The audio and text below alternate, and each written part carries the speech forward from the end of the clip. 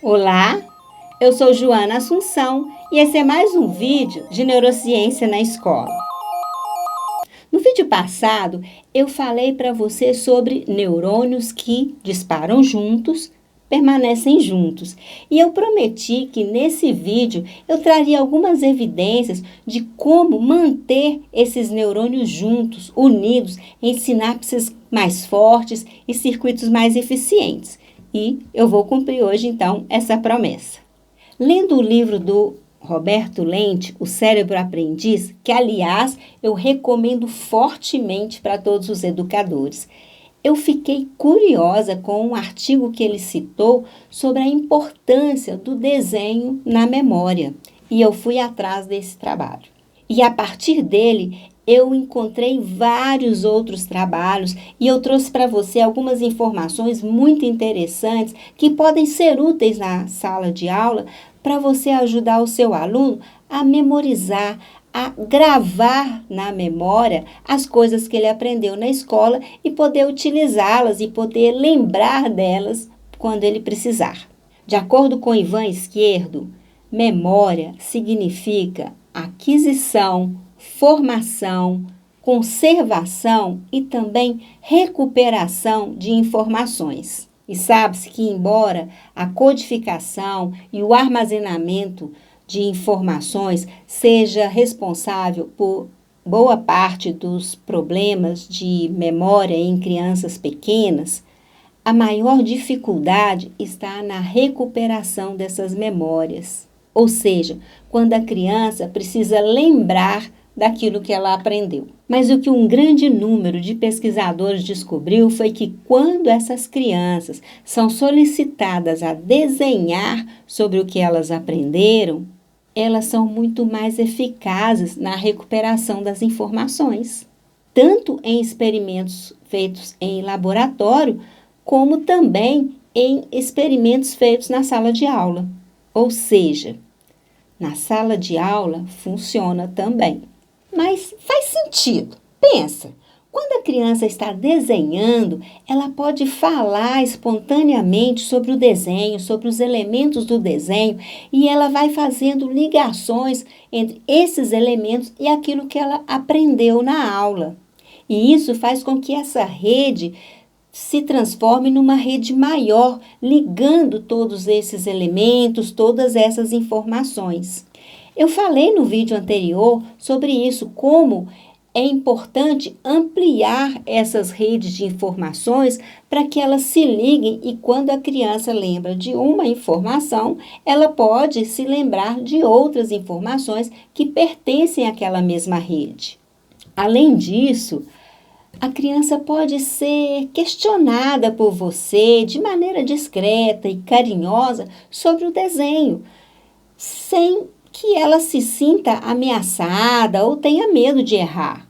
Você pode pedir a ela, me fala mais sobre o seu desenho, ou me explica o que significa essa parte do desenho, me conta mais sobre esse outro elemento do seu desenho. E você pode também, às vezes, até repetir as próprias palavras da criança, como, por exemplo, então quer dizer que... E aí você repete o que ela diz de maneira mais clara, para que ela possa entender novamente, para que ela possa receber aquela informação de maneira mais clara. Ela pode, inclusive, ser incentivada a completar os desenhos nesse momento com elementos que ela havia esquecido, que ela não havia se lembrado antes.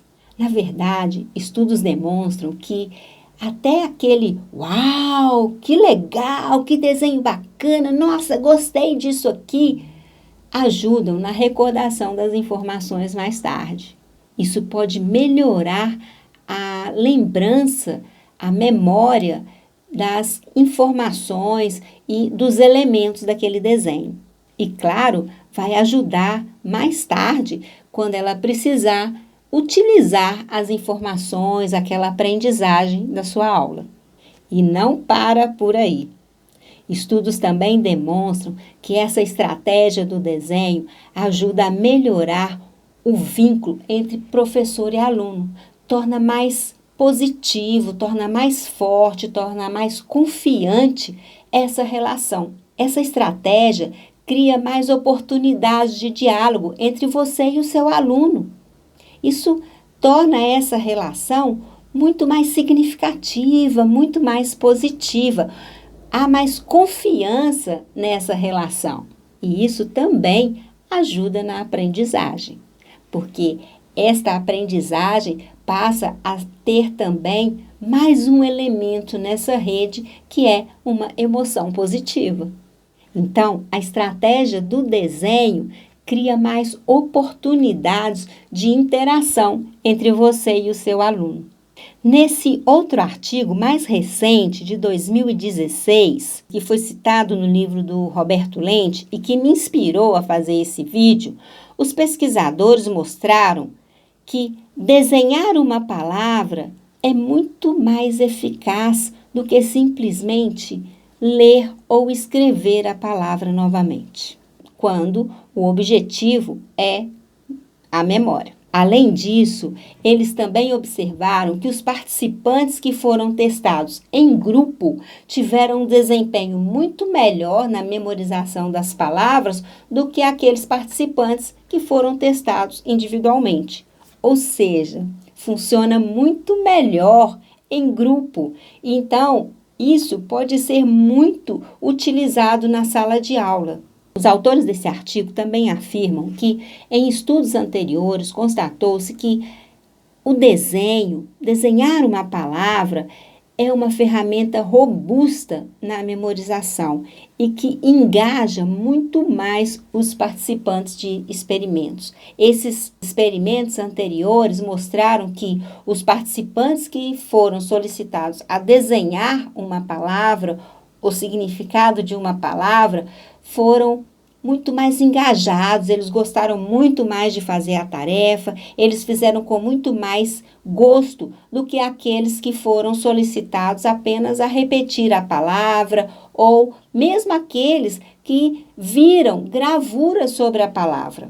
Além desse engajamento maior no desenho, houve também uma melhor memorização das palavras entre os participantes que desenharam.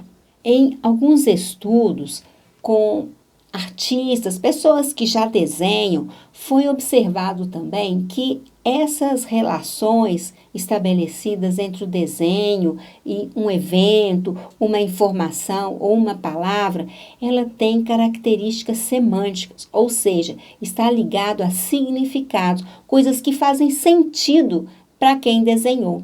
Então, essa rede de informações, ela vai sendo composta por elementos que são familiares à pessoa, e isso torna mais fácil a lembrança dessas informações mais tarde, porque faz sentido para a criança ou para a pessoa que desenhou. É muito mais do que só lembrar de um desenho ou dos detalhes de um desenho, apenas a memorização ou a decoreba. É criar uma rede de elementos que vão fazer com que aquela informação se enriqueça, seja composta por vários outros elementos que a criança colocou no desenho.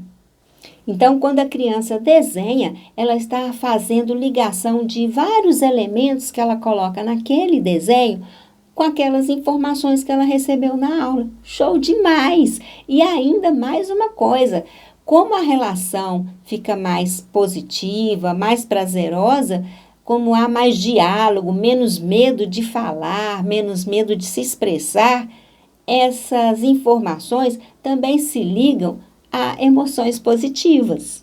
E o mais interessante é que essa técnica não se restringe a crianças pequenas.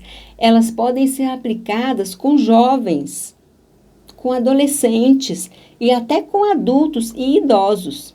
Nesse estudo, foram avaliados 24 adultos jovens, alunos universitários com idade média de 19 anos e também 24 adultos mais velhos com idade média de 78 anos. E da mesma forma, esses dois grupos se beneficiaram mais quando foram solicitados a desenhar a palavra do que quando tinham apenas que repetir a palavra ou escrevê-la novamente. Então fica aí a dica. Peça aos seus alunos para desenhar a aula, peça desenhos no para casa, enfim, deixe que eles criem elementos para representar aquilo que aprenderam. E, principalmente, pergunte sobre o desenho, converse com seus alunos sobre os desenhos que eles fizeram, permita que eles expliquem, dê sugestões, complete com informações e elogie o desenho do seu aluno. Se você gostou dessas informações que eu trouxe hoje para você, deixa para mim aí o seu like e também um comentário. Me conta se você já usou desenho na sua sala de aula ou se você usar depois desse vídeo, me conta também como que foi a experiência. E compartilhe esse vídeo com seus amigos na escola e vamos fazer essa criançada, essa meninada, esses adolescentes desenharem sobre o que eles aprenderam. Isso vai ajudar a reforçar a memória, a evocação, a lembrança, a recordação do que eles aprenderam com você. Aproveite o desenho na sala de aula, mesmo que você não seja professora de artes. Meu abraço para você e até o próximo vídeo.